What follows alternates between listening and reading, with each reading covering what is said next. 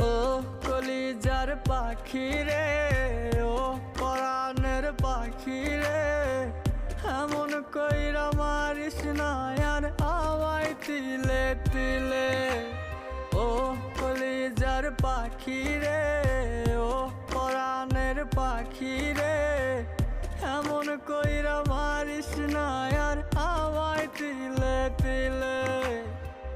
দুঃখ যারে যত্ন করে, আদর দিয়া তুলে ঘরে, নিজের মতো কইরা ওরে পুরায় পুরায় মারে।